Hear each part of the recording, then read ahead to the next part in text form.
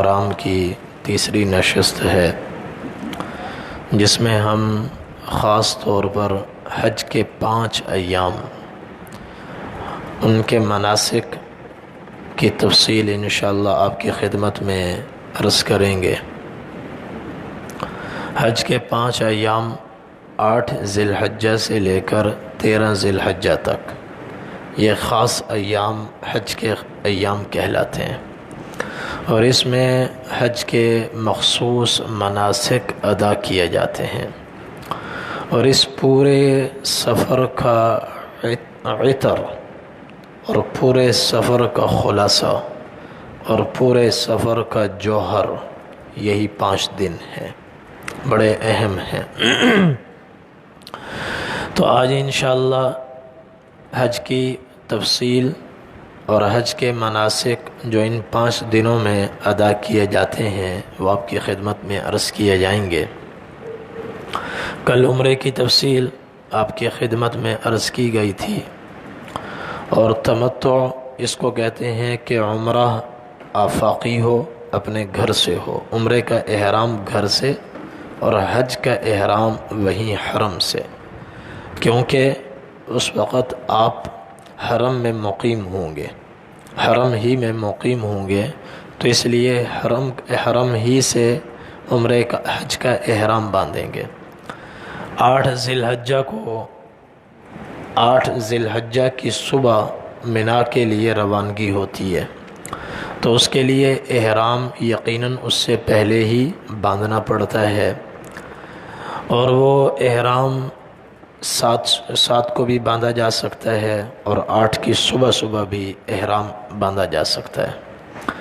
تو اگر کوئی آدمی اپنے طور پر منا جانے کا ارادہ رکھتا ہو تو وہ 8 کی صبح فجر کی نماز حرم شریف میں ادا کر لے، حرم اور نماز پڑھ کے فوراً غسل کرے، اپنے سلے ہوئے کپڑے اتار کر 2 چادریں پہنے، اور پھر سورج نکلنے کا انتظار کرے۔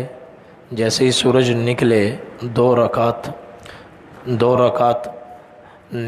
رکعت نماز ادا کرے برائے احرام، اور اس میں سورۃ الکافرون اور سورہ اخلاص پڑھ لے، اور پھر سلام پھیر کر احرام کی نیت سے تلبیہ پڑھے۔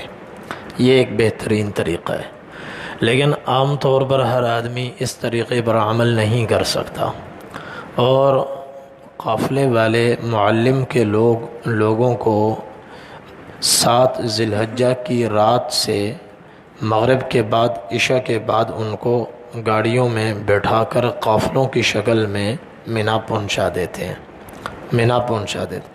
تو اس لیے 7 ذی الحجہ کو عام طور پر لوگ حجاج کرام اپنے اپنے ہوٹل میں احرام باندھتے ہیں۔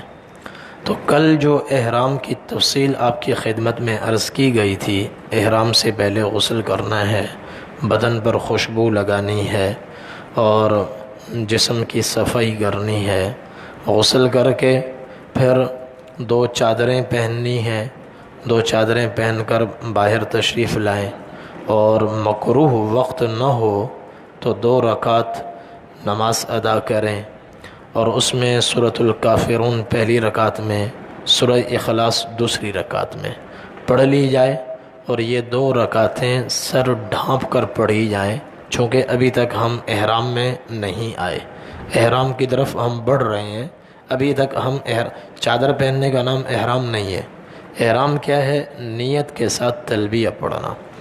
تو جب 2 رکعت نماز ادا کر لیں تو پھر سر سے کپڑا ہٹا کر نیت کے ساتھ، حج کی نیت کے ساتھ تلبیہ پڑھیں، لبیک اللہم لبیک لبیک لا شریک لک لبیک ان الحمد والنعمت لک والملک لا شریک لک۔ یہ طریقہ ان لوگوں کے لیے ہے جو تمتع حج کر رہے ہیں۔ اگر کسی نے حج افراد یہیں اپنے مقام سے کیا ہو اور اس وقت وہ احرام میں ہو تو کوئی نیا احرام پہننے کی اس کو ضرورت نہیں ہے۔ اسی طرح کوئی حج قران کر رہا ہو تو وہ چونکہ پہلے سے ہی احرام میں ہوگا تو 7 کو 8 کو کسی نئے احرام کی اس کو ضرورت نہیں ہے، وہی احرام اس کو آگے لے کر چلے گا۔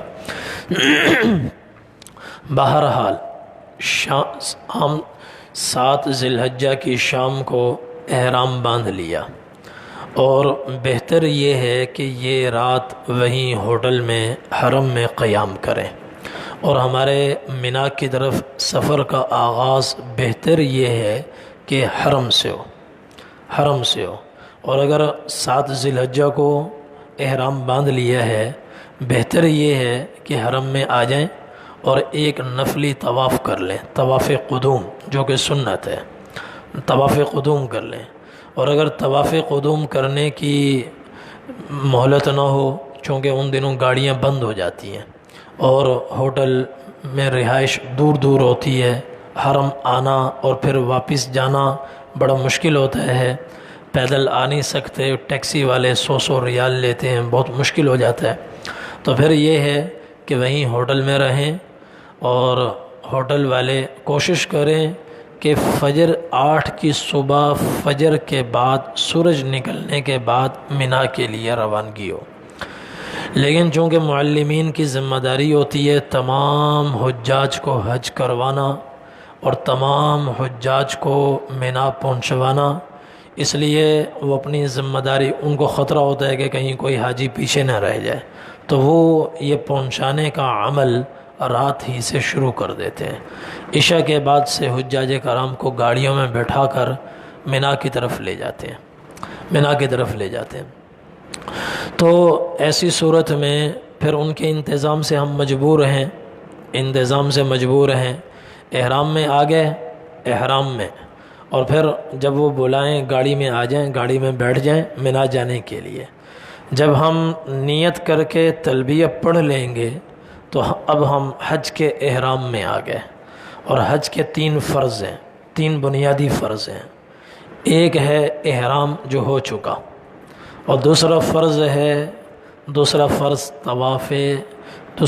وقوف عرفات، 9 ذی الحجہ کو وقوف عرفات، اور تیسرا فرض ہے طواف زیارت۔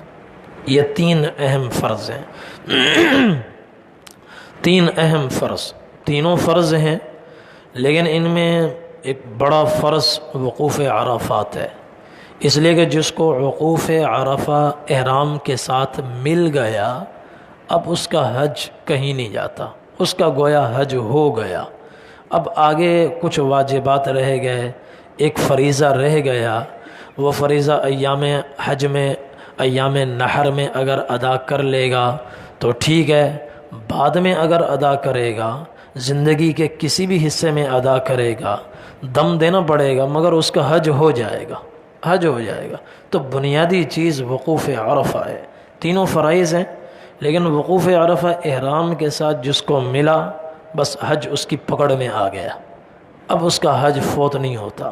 ہاں کبھی کوئی جنایت کی وجہ سے دم دینا پڑ جائے، کبھی بدنہ دینا پڑ جائے، کبھی صدقہ دینا پڑ جائے، اور پھر دوسرے مناسک ادا کر کے حج اس کا ہو جائے گا۔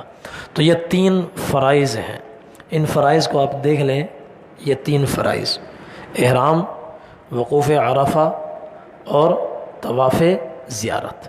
احرام آپ کا ہو چکا، اور اب آپ گاڑیوں میں آ کر بیٹھ گئے، سفر کی دعائیں پڑھ لیں، گاڑی میں بیٹھتے ہی 3 دفعہ اللہ اکبر اللہ اکبر اللہ اکبر، سبحان الذي سخر لنا هذا وما كنا له مقرنين وإنا إلى ربنا لمنقلبون، اللهم إنا نسألك في سفرنا هذا البر والتقوى ومن العمل ما ترضى، اللهم هون علينا سفرنا هذا واطو عنا بعده، اللهم أنت الصاحب في السفر والخليفة في الأهل، اللهم إني أعوذ بك من وعثاء السفر وكآبة المنظر وسوء المنقلب في المال والأهل۔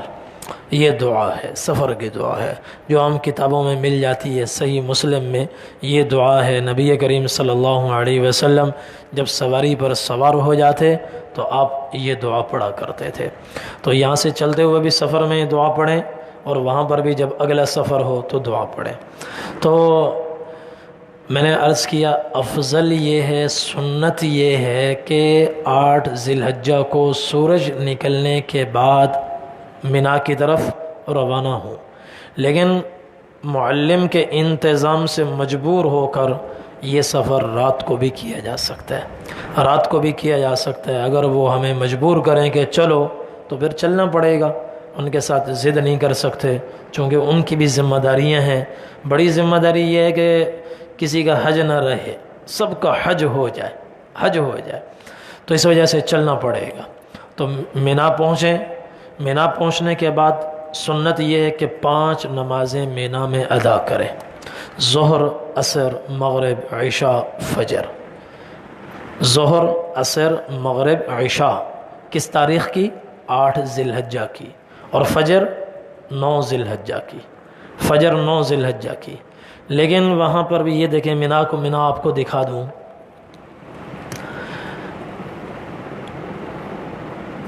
یہ 3 فرائض ایسے ہیں کہ احرام کے بغیر تو حج ہی نہیں ہو سکتا۔ وقوف عرفہ جس سے فوت ہو گیا اس کا حج گیا، اور طواف زیارت وہ فوت نہیں ہو سکتا، وہ کرنا ہی پڑتا ہے۔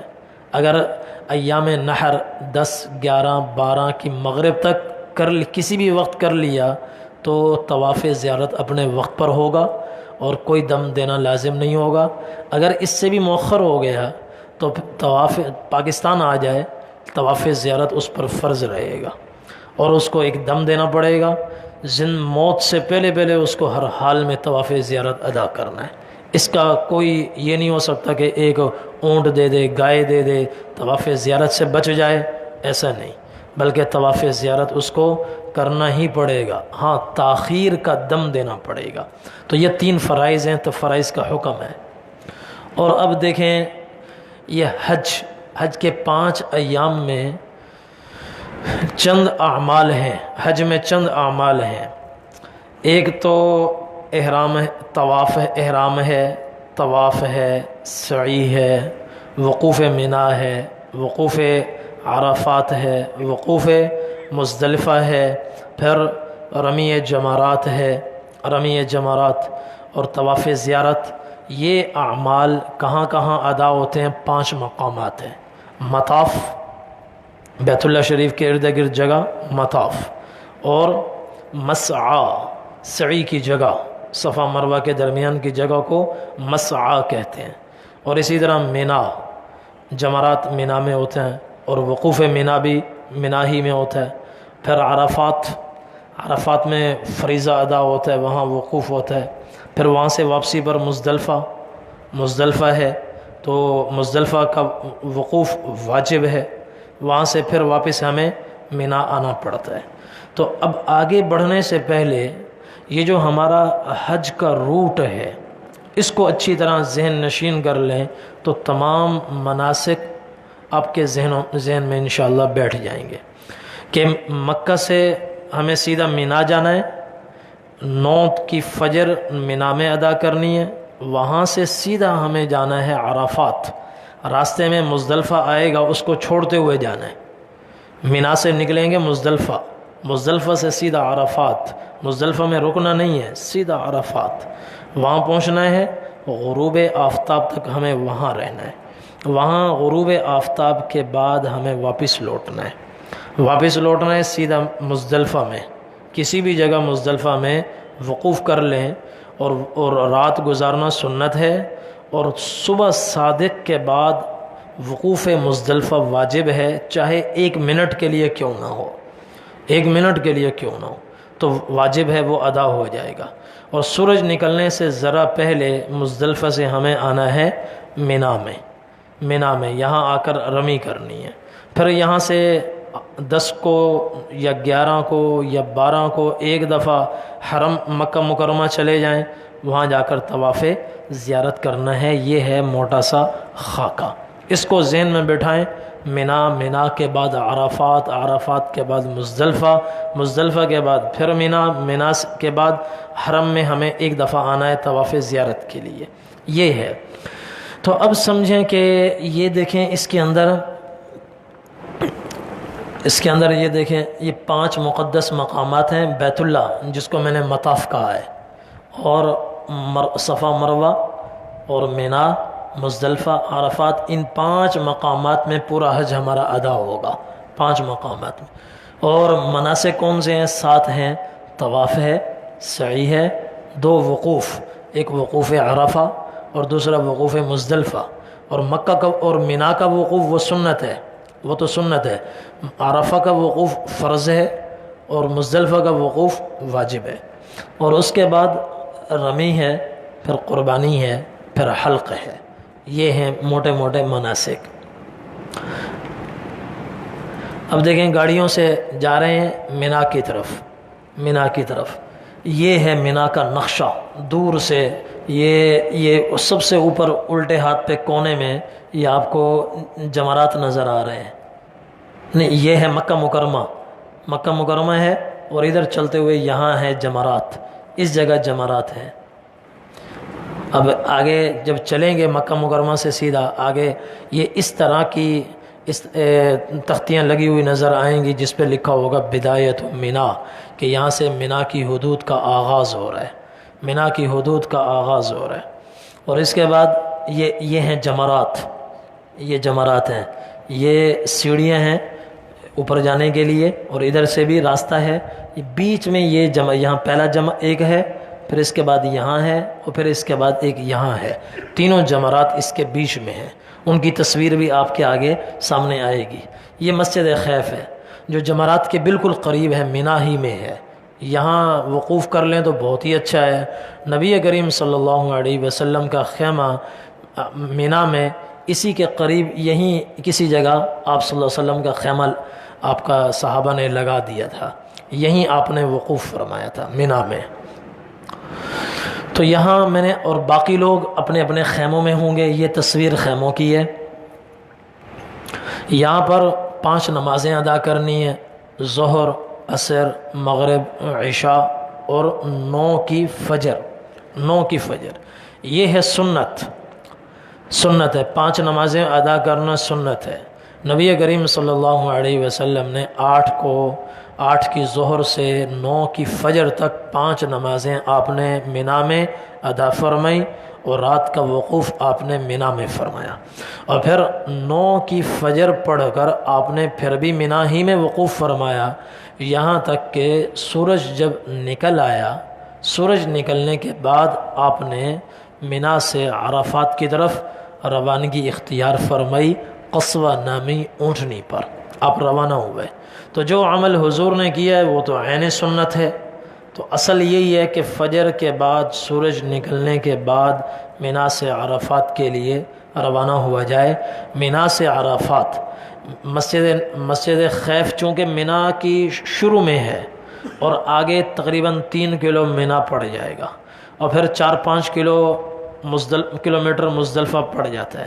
پھر اس کے بعد 3-4 کلومیٹر کچھ خالی جگہ آتی ہے، اس کے بعد آگے حدود عرفات شروع ہوتی ہے۔ تو مسجد خیف سے مسجد نمیرہ، مزدلفہ کے ابتدا ہی میں مسجد نمیرہ آ جاتی ہے۔ مزدلفہ جیسے مسجد خیف مینا کے شروع میں ہے، ایسے ہی عرفات میں مسجد نمیرہ بالکل شروع میں ہے۔ خیف سے نمیرہ تک تقریباً 14-15 کلومیٹر بن جاتے ہیں۔ اور اگر فجر کی نماز کے بعد کوئی آدمی نماز پڑھتے ہی چل پڑے، اور آگے جب وہ بورڈ لگا ہوا آئے جس میں لکھا ہو نہایت حدود مینا، کہ یہاں مینا کی حدود ختم ہو رہی ہے، اس سے ذرا پہلے کھڑا ہو جائے، اور جیسے ہی اس کو معلوم ہوگا، گھڑی کے ذریعے پتہ چل سکتا ہے کہ اس دن صبح صادق سورج کتنے بجے نکل رہا ہے، سورج نکلنے کے 5 منٹ کے بعد وہاں سے کوچ کرے اور سیدھا عرفات پہنچے۔ تو اس آخری حد سے مسجد نمیرہ تک تقریباً 12-13 کلومیٹر بن جاتے ہیں، 12-13 کلومیٹر۔ یہ تو ان کے لیے ہے جو اپنے طور پر جانا چاہیں، باقی جو قافلے کی صورت میں جائیں گے وہ تو معلم کے پابند ہیں، معلم کے پابند ہیں۔ اس لیے عام طور پر معلمین مینا کی طرح یہاں بھی رات ہی کو مینا سے لوگوں کو لے جاتے ہیں عرفات، رات ہی کو۔ عشاء کے بعد لوگوں سے کہیں گے تیار ہو جاؤ، اب وہ کسی کو عشاء کے فوراً بعد کبھی رات کو 2 بجے، کبھی رات کو 12 بجے، کبھی رات کو 1 بجے گاڑیوں میں بیٹھا کر سیدھا عرفات پہنچاتے ہیں۔ تو فجر کی نماز 9 کی فجر کی نماز منا میں نہیں ہوتی، 9 کی فجر کی نماز کہاں ہوتی ہے؟ عرفات میں، عرفات میں۔ اور وہ بھی بیچارے مجبور ہیں کہ ان کے ذمے ہے تمام حاجیوں کو پہنچانا، تو اس وجہ سے وہ انتظام کرتے ہیں۔ تو عرفات پہنچ گئے۔ عرفات کے دن 9 منا کی 5 نمازیں ادا کیں، اس کے بعد عرفات پہنچے۔ عرفات پہنچ کر اس دن زوال سے پہلے غسل کرنا مسنون ہے، زوال سے پہلے غسل کرنا مسنون ہے۔ تو زوال سے پہلے موقع ہو تو غسل کر لیں، اور اگر موقع نہ ہو تو کم از کم وضو ہی کر لیں۔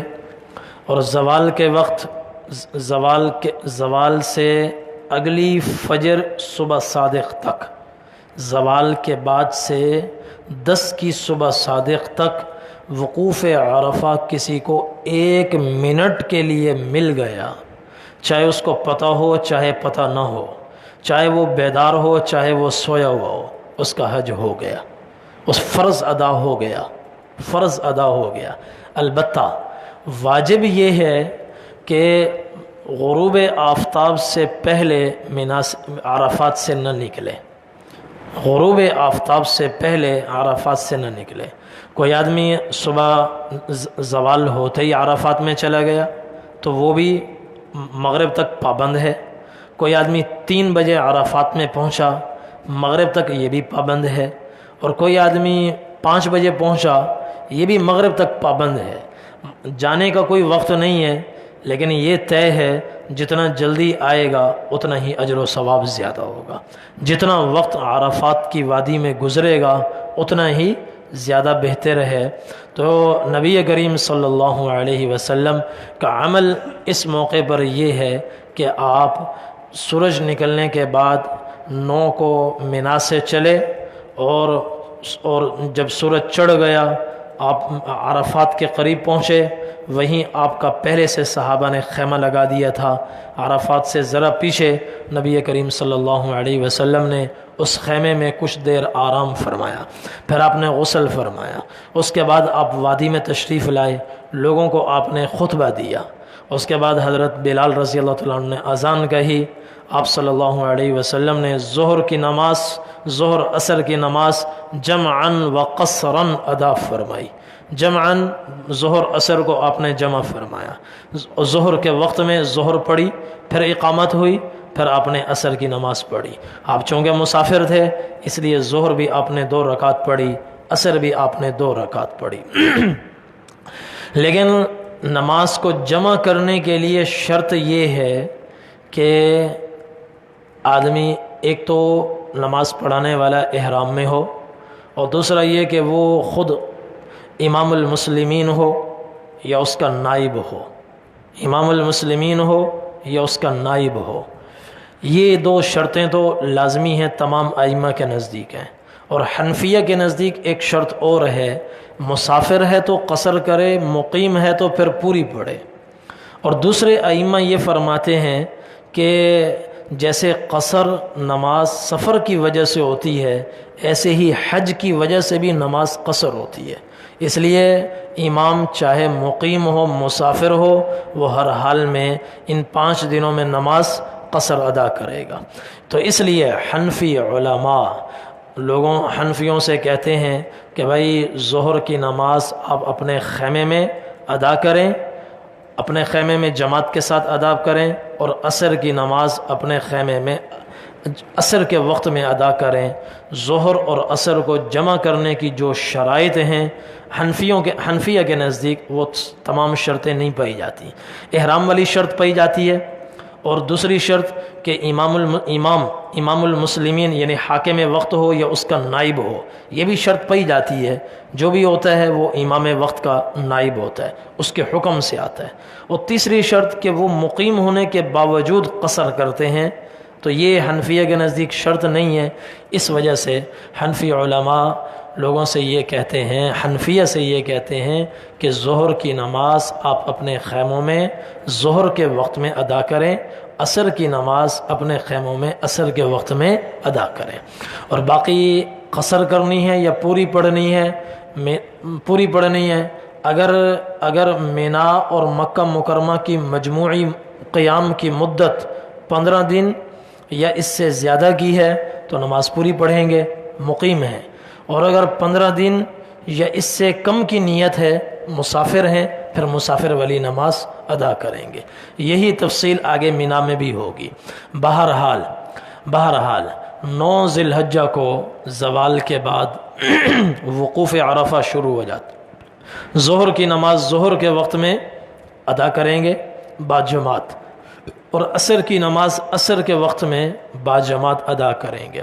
اور آج کا دن یہ حج کے 5 ایام میں سب سے خصوصی دن ہے، اور سب سے بڑا دن ہے، اور سب سے اہم دن ہے، اور اتنا بڑا دن ہے، حدیث شریف میں ہے کہ نبی کریم صلی اللہ علیہ وسلم نے ارشاد فرمایا، اللہ کا عرش، اللہ تعالیٰ کی رحمت، اللہ تعالیٰ کا نزول عرش سے آسمان دنیا پر ہوتا ہے، اور جب لوگ عرفات کے میدان میں جمع ہوتے ہیں تو اللہ تعالیٰ فرشتوں کے سامنے فخر فرماتے ہیں اور ان سے فرماتے ہیں، ما اراد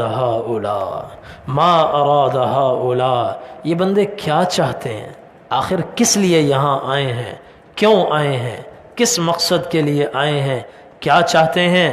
فرشتے کہتے ہیں، یا اللہ آپ کی رحمت چاہتے ہیں، آپ کی مغفرت چاہتے ہیں، اور آپ کی رضا چاہتے ہیں، اور جو چاہتے ہیں اللہ تبارک و تعالی ان کو عطا فرماتے ہیں۔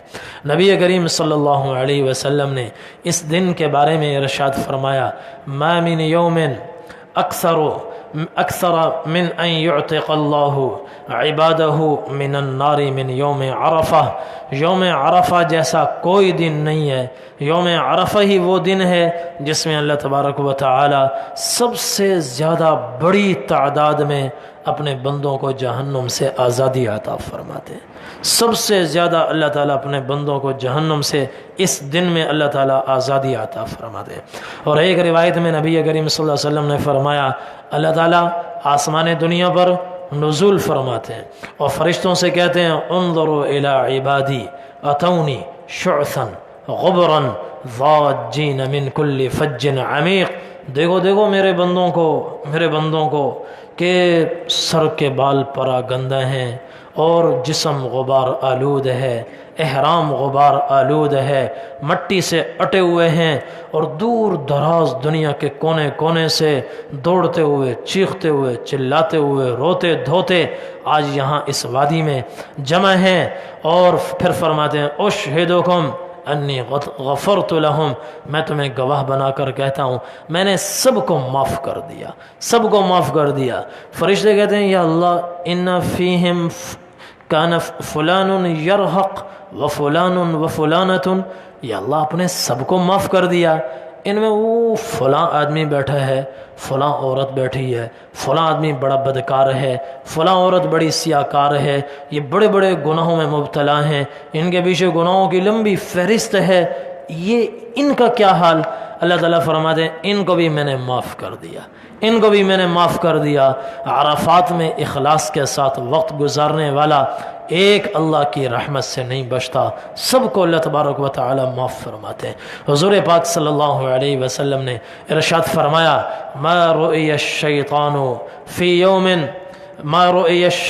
یوما هو فیہ ادحر ولا اصغر ولا احقر ولا اغیظ منہ فی یوم عرفہ، زندگی میں نے کبھی شیطان کو اس قدر پریشان، ذلیل، حقیر، تباہ شدہ، برباد شدہ اور غصے میں آگ بگولا، سیخ پا میں نے کبھی نہیں دیکھا جو آج دیکھ رہا ہوں۔ ذلیل بھی ہے، حقیر بھی ہے، یوں لگ رہا ہے جیسے اب ہلاک ہو چکا ہے، مر چکا ہے، مٹی اٹھا کے سر میں ڈال رہا ہے اور اپنی تباہی، اپنی بربادی کو مانگ رہا ہے کہ میں تباہ ہو گیا، برباد ہو گیا، اور غصے سے سیخ پا ہے، اس سے کچھ ہو نہیں رہا، یہ آپے سے باہر ہونے لگا ہے۔ کیوں، کس لیے؟ فرمایا وَذَلِكَ أَنَّهُ لِمَا يَرَى مِن تَنَزُّلِ الرَّحْمَةِ وَتَجَاوُزِ اللَّهِ من الذُّنُوبِ الْعِظَامِ، کہ اپنی آنکھوں سے دیکھ رہا ہے کہ آج کس طرح اللہ کی رحمت موسلا دھار بارش بن کر برس رہی ہے، اور کس طرح اللہ تعالیٰ بندوں کے بڑے بڑے گناہوں کو معاف فرما رہے ہیں۔ شیطان دیکھ رہا ہے کہ میں نے 10 سال محنت کر کے ایک آدمی کو فلاں گناہ میں پھنسایا، 20 سال محنت کر کے کسی کو میں نے سود میں پھنسایا، کسی کو زنا میں پھنسایا، کسی کو چوری میں پھنسایا، اور کسی کو میں نے دین سے دور کیا۔ آج میری زندگی بھر کی محنت پر پانی پھر گیا، پانی پھر گیا۔ اللہ نے سب کو معاف کر دیا، سب کو معاف کر دیا۔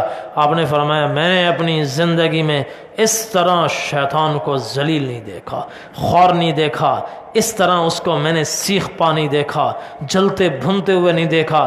پھر آپ کو یاد آیا، آپ نے فرمایا ہاں ایک دن میں نے اس طرح دیکھا۔ السلام خود فرشتوں کی جماعت لے کر آ رہے ہیں، فرشتے لے کر آ رہے ہیں، 1000 فرشتے، پھر 3000 فرشتے، پھر 5000 فرشتے، اور ان کی صفیں بنا رہے ہیں، ان کو مورچوں پر کھڑا کر رہے ہیں۔ تو اس دن بھی شیطان کی وہی حالت تھی جو آج میں دیکھ رہا ہوں۔ یہ 2 دن ہیں، بدر کے دن یا پھر عرفے کے دن۔ شیطان جتنا ذلیل و خوار نظر آ رہا ہے، اس طرح میں نے اس کو زندگی میں نہیں دیکھا۔ تو آج کا دن بڑا قیمتی دن ہے، حج کے 5 ایام کا خلاصہ ہے، حج کے 5 ایام کا سردار دن ہے، یوم عرفہ۔ بہت بڑا دن ہے، بہت بڑا دن ہے۔ اس لیے اس دن کے ایک ایک لمحے کی قدر کریں، ایک ایک منٹ کی قدر کریں۔ گرمی ہو برداشت کر جائیں، سردی ہو برداشت کر جائیں، کسی سے جھگڑا نہ کریں، کسی سے فساد نہ کریں، کسی کی غیبت نہ کریں، کسی کا برا تذکرہ نہ کریں، اور دل میں کسی کا بغض نہ رکھیں، کسی کی نفرت نہ ہو، کسی کی عداوت نہ ہو۔ سب سے اپنے دل کو صاف کریں، اور اللہ تعالیٰ اور مسلسل دعاؤں میں مصروف رہیں، اذکار میں مصروف رہیں، اللہ سے مانگنے میں مصروف رہیں، قرآن کریم کی تلاوت میں مصروف رہیں۔ یہ زوال سے لے کر غروب آفتاب تک تقریباً 6-7 گھنٹے بنتے ہیں، 6-7 گھنٹے بنتے ہیں۔ وقوف کے لیے افضل یہ ہے کہ یہ وقوف کھڑے ہو کرو، وقوف کھڑے ہو کر ہو، کھڑے ہو کر ہو۔ 7 گھنٹے کھڑا ہونا مشکل ہے، بیچ میں 1-8 گھنٹہ نماز کے لیے نکال لیں، باقی 6 گھنٹے کھڑا ہونا مشکل ہے۔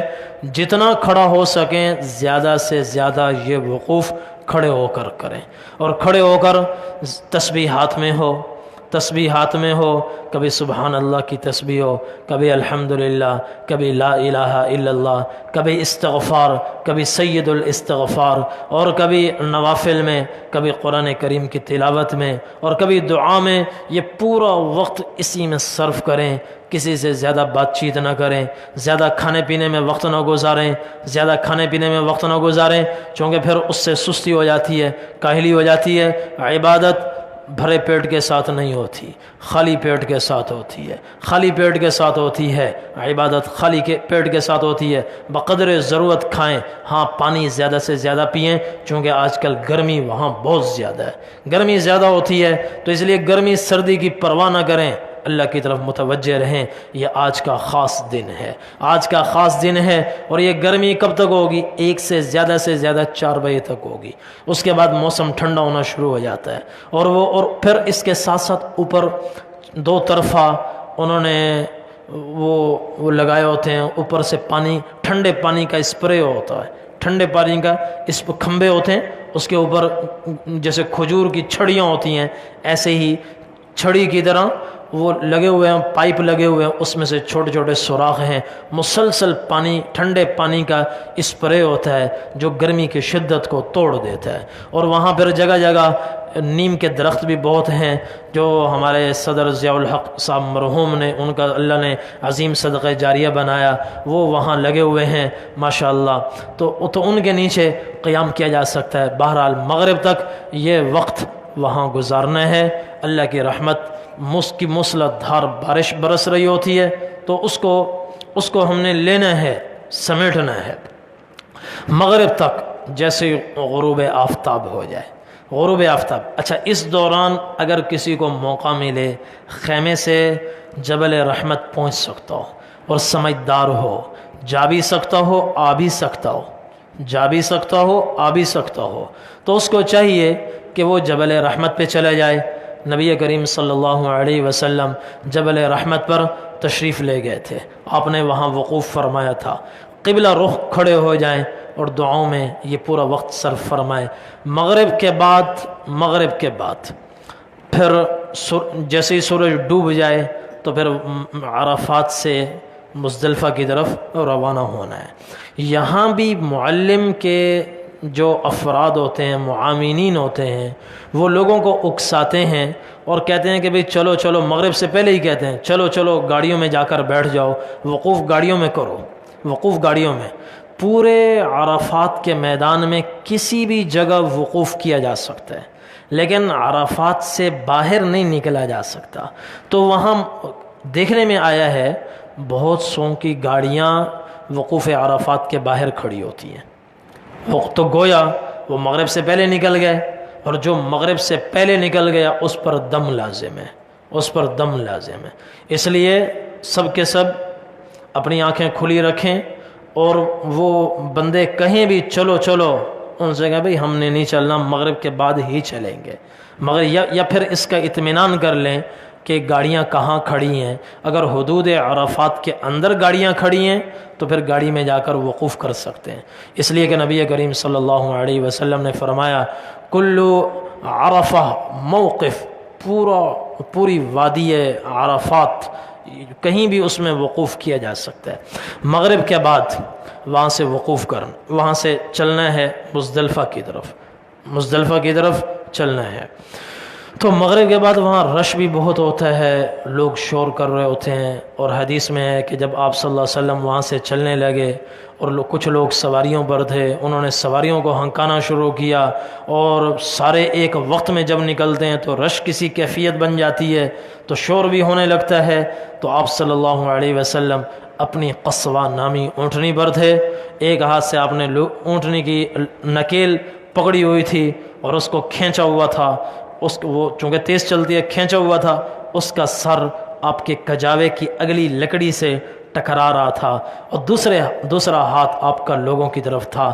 آپ ان سے یوں فرما رہے تھے یا ایھا الناس علیکم السکینہ، علیکم السکینہ، علیکم السکینہ فإن البر لیس بالایضاع، اے لوگو اطمینان سے چلو، اطمینان سے چلو، آرام سے چلو، نیکی تیز دوڑنا نیکی نہیں ہے، شور مچانا نیکی نہیں ہے، اطمینان سے چلو۔ تو وہاں پر بھی نکلنے میں تقریباً آدھا پونا کلومیٹر آپ کو شدید رش ملے گا، اس کے بعد پھر روڈ کھلے ہوئے ہیں، ہر آدمی آرام سے اطمینان سے چل سکتا ہے۔ تو یہ جو تھوڑا سا سفر ہے یہ اطمینان سے ہم نے طے کرنا ہے۔ گاڑی والے گاڑیوں میں بیٹھ جائیں گے، ان کے لیے کوئی مسئلہ نہیں ہے، جو پیدل چلنے والے ہیں وہ یہ تھوڑا سا وقت جگہ اطمینان سے گزارے۔ یہاں سے سیدھا آئیں گے مزدلفہ میں، سیدھا مزدلفہ میں، اور مزدلفہ میں پہنچ کر عشاء کے وقت میں مغرب اور عشاء کی نماز جمعاً ادا کرنی ہے، دونوں کو جمع کر کے ادا کرنا ہے، دونوں کو جمع کر کے مغرب اور عشاء کی نماز ادا کرنی ہے۔ مغرب کی نماز سورج ڈھلتے ہی، سورج غروب ہوتے ہی میدان عرفات میں نہیں پڑھ سکتے، راستے میں بھی نہیں پڑھ سکتے، ہاں جب حدود مزدلفہ میں داخل ہو جائیں، اور اس کی حدود بھی تقریباً 4-5 کلومیٹر پہ پھیلی ہوئی ہے، تو وہاں پھر مزدلفہ میں پہنچ کر جماعت کے ساتھ کسی بھی جگہ مغرب اور عشاء کی نماز عشاء کے وقت میں ادا کی جا سکتی ہے۔ اگر کوئی آدمی عشاء سے پہلے مزدلفہ میں پہنچ گیا، عشاء سے پہلے پہنچ گیا، اب وہ ابھی نماز نہیں پڑھے، انتظار کرے، جب عشاء کا وقت داخل ہو جائے تو اب اذان کہی جائے، اس کے بعد اقامت ہو، اقامت کے بعد پہلے مغرب کی نماز ادا کریں، مغرب کے فوراً بعد سلام پھیرتے ہی پھر کھڑے ہو جائیں اور عشاء کی نماز جماعت کے ساتھ ادا کریں۔ مغرب عشاء دونوں کو ملا کر جب ہم نے بیچ میں سلام پھیر کر پڑھ لی، درمیان میں سنتیں بھی نہ ہوں، نوافل بھی نہ ہوں، دونوں نمازیں جب جماعت کے ساتھ ادا کر لی تو اب مغرب کی نماز کی سنتیں ادا کریں، اور پھر اس کے بعد عشاء کی 2 سنتیں اور 3 وتر ادا کریں۔ یہ آپ اس کو دیکھ لیں،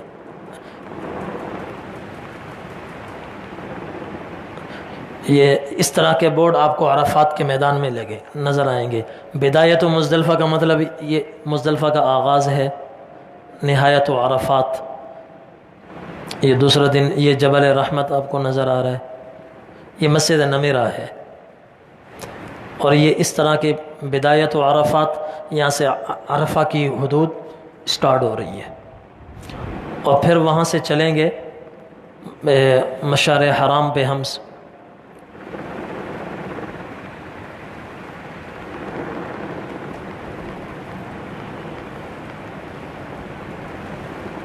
ہاں جی، یہ ہے مزدلفہ میں مسجد ہے، اس مسجد کا نام ہے مسجد مشعر الحرام۔ یہ مسجد بھی جب مینا کی طرف سے مزدلفہ میں جائیں گے تو شروع میں ہی ملے گی، ادھر جب عرفات سے آئیں گے تو یہ مسجد ہمیں مزدلفہ کی انتہا پہ ملے گی، مزدلفہ کی انتہا پہ۔ اس انتہا، اتنی انتہا پہ بھی نہیں ہے، اتنی انتہا پہ ہے کہ مسجد کے بعد اگر مینا کی طرف بڑھنا شروع کریں تو تقریباً کوئی 7-8 منٹ لگیں گے اگر رش نہ ہو نکلنے میں، اتنے فاصلے پر یہ مسجد موجود ہے۔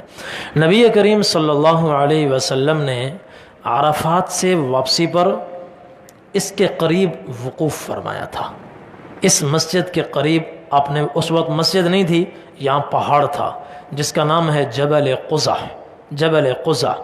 یہاں پہنچ کر، اس کے قریب پہنچ کر آپ صلی اللہ علیہ وسلم نے مغرب اور عشاء کی نماز آپ نے جمع کر کے پڑھی تھی، پہلے مغرب پھر عشاء کی نماز آپ نے ادا فرمائی، اور اس کے بعد آپ صلی اللہ علیہ وسلم محو استراحت ہوئے، آپ نے آرام فرمایا۔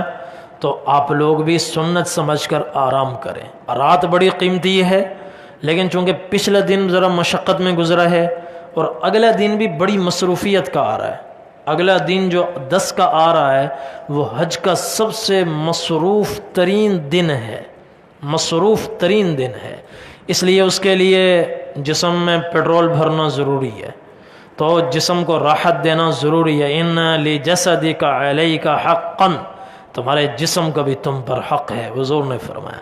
وَإِنَّ لِعَيْنَيْكَ عَلَيْكَ حَقًّا، تمہاری آنکھوں کا بھی تم پر حق ہے، آنکھوں کو بھی اس کا حق دو اور جسم کو بھی اس کا حق دو۔ تو کل کے لیے اپنے آپ کو تیار کرنے کے لیے عشاء کی سنتیں ادا کر کے وتر پڑھ کر آپ سو جائیں۔ نبی کریم صلی اللہ علیہ وسلم عشاء پڑھ کے سوئے، اس رات تہجد پڑھنا بھی ثابت نہیں ہے، احادیث میں کسی روایت میں نہیں ملتا۔ صبح سویرے صبح صادق سے آدھا گھنٹہ پہلے بیدار ہو جائیں، آدھا گھنٹہ پہلے بیدار ہو کر، اگرچہ ثابت نہیں ہے، ہو سکتا ہے آپ نے عشاء تہجد پڑھی ہو، روایات میں نہیں ملتا، روایات میں نہیں ملتا، حتیٰ کہ روایات میں سنتوں کا ذکر بھی نہیں ملتا، لیکن وطر کا ذکر بھی نہیں ملتا، مگر ایک حضرت عائشہ رضی اللہ عنہ کی ایک حدیث ہے کہ نبی کریم صلی اللہ علیہ وسلم نے زندگی میں، سفر میں، حضر میں کبھی وطر نہیں چھوڑے، اس حدیث کی وجہ سے ہم کہتے ہیں کہ ہاں بھائی یہاں آپ نے وطر ادا کیے ہوں گے، ورنہ وطر بھی احادیث سے نہیں ملتے۔ تو آپ عشاء پڑھ کے فوراً چونکہ مقصد امت کو راستہ دینا تھا اور سنت قرار دینا تھا، تو امت کے لیے آسانی پیدا کرنا تھا، اس لیے آپ آرام فرما ہوئے، امت کی راحت کے لیے، تو امت مشقت میں نہ پڑ جائے، تو آپ آرام فرما ہوئے اور صبح سویرے بیدار ہوئے۔ فجر کی نماز، یہ رات گزارنا سنت ہے، صبح صادق کے بعد اب وقوف مزدلفہ شروع ہونے والا ہے۔ فجر کی نماز، اب تاریخ کون سی ہے؟ 10 ذی الحجہ، تاریخ ذہن میں رکھیں، 10 ذی الحجہ۔ یہ مسجد وقوف مزدلفہ شروع ہوگا، تو سب سے پہلے فجر کی نماز اندھیرے میں اول وقت میں ادا کریں، ادا کر کے یہاں آ جائیں، یا اپنے مقام پر اگر دور کہیں ہیں تو چونکہ بہت دور دور لوگ پھیلے ہوتے ہیں، پورا 5-6 کلومیٹر بھرا ہوتا ہے حاجیوں سے، 25-30 لاکھ حاجی ہوتے ہیں. تو رات کو اگر یہاں پہنچ سکیں تو ٹھیک ہے، ورنہ جہاں آپ کو معلم کے لوگ ٹھہرا دیں وہیں ٹھہریں، اور اس کے نماز کے بعد بس دعاؤں میں لگ جائیں. بڑی قبولیت کا وقت ہے، اتنی قبولیت کا وقت ہے. آپ کو ایک حدیث سناتا ہوں، اس وقت کی قیمت کا آپ کو اندازہ ہوگا، اس وقت کی قیمت کا اندازہ ہوگا کتنا قیمتی وقت ہے. نبی کریم صلی اللہ علیہ وسلم نے فجر کی نماز ادا فرمائی. آپ جبل قزح پہ پہنچے، آپ نے یہاں وقوف فرمایا اور وقوف کرتے گئے آپ دعاؤں میں مصروف رہے، دعا میں مصروف رہے اور ذکر اذکار میں مصروف رہے. تو تھوڑی دیر کے بعد آپ مسکرائے. حضرت ابو بکر اور حضرت عمر رضی اللہ عنہم آپ کے ساتھ ساتھ تھے، اسامہ بن زید آپ کے ساتھ تھے، فضل بن عباس بھی آپ کے ساتھ تھے. آپ مسکرائے. حضرت ابو بکر صدیق رضی اللہ عنہ نے فوراً عرض کیا بِأَبِي أَنْتَ وَأُمِّي یا رسول اللہ، إِنَّ هَذِهِ لَسَاعَةٌ مَا كُنْتَ تَضْحَكُ فِيهَا مَا الَّذِي أَضْحَكَ اللَّهُ سِنَّكَ. میرے ماں باپ آپ پر قربان، اللہ کے رسول کبھی آج تک میں نے ایسے وقت میں آپ کو ہنستے ہوئے مسکراتے ہوئے نہیں دیکھا. آج آپ کیوں مسکرا رہے ہیں؟ اللہ آپ کو ہمیشہ مسکراتا رکھے، ہمیشہ ہنستا رکھے، ہمیشہ خوش و خرم رکھے. آپ اس وقت میں آج کیوں مسکرا رہے ہیں؟ آپ نے فرمایا اس لیے مسکرا رہا ہوں کہ میں نے عرفہ میں ایک دعا مانگی تھی اللہ تعالیٰ سے. عرفہ میں ایک دعا مانگی تھی، شام تک میں دعا کرتا رہا. سورج ڈھلنے کے قریب ہوا، جبرائیل علیہ السلام آئے اور انہوں نے بشارت سنائی. اللہ نے آدھی دعا قبول فرمائی اور آدھی قبول نہیں ہوئی. میں نے دعا کی تھی یا اللہ میری امت کے ظالم کو بھی معاف فرما، امت کے مظلوم کو بھی معاف فرما، ظالم کو بھی معاف فرما، مظلوم کو بھی معاف فرما. اللہ تعالیٰ کی طرف سے جبرائیل علیہ السلام آئے کہ یا رسول اللہ تعالیٰ فرماتے ہیں ہم آپ کی امت کے مظلوم کو معاف کر دیں گے. ظالموں کا کوئی تذکرہ نہیں کیا، مظلوم کو معاف فرما دیں گے. اور کچھ وقت باقی تھا، آپ نے پھر مصلی ڈالا اور پھر اونٹنی پہ کھڑے ہو کر 5-6 گھنٹے مسلسل آپ نے دعا فرمائی. نہ کسی سے کوئی بات ہوئی، نہ کسی سے کوئی گفت و شنید ہوئی. اس قدر آپ دعاؤں میں، اذکار میں مصروف تھے کہ صحابہ میں سنگن شروع ہو گئی کہ بعضوں نے کہا کہ لگتا ہے آج آپ کا روزہ ہے، آپ نے نہ کچھ کھایا نہ پیا. کہ فکر جب مسلط ہوتی ہے تو آدمی کو کھانے پینے کی پھر پرواہ نہیں ہوتی، پتہ ہی نہیں چلتا، بھوک نہیں ہوتی، پیاس نہیں ہوتی، پتہ نہیں چلتا. تو صحابہ نے کہا آج آپ کا روزہ ہے. دوسروں نے کہا کہ روزہ نہیں ہے، اتفاق میں آج آپ نے کچھ کھایا پیا نہیں ہے.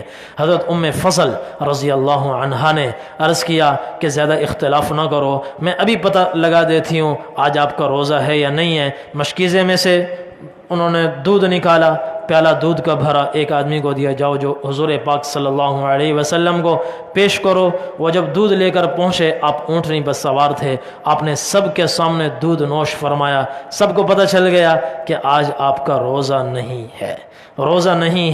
اور اس وقت اتنی فکر، اس سے آپ اندازہ لگائیں کتنی امت کی فکر تھی، اور خاص طور پر جب اللہ کی طرف سے یہ اعلان ہوا مظلوم کی معافی ہے، ظالم کی معافی نہیں ہے.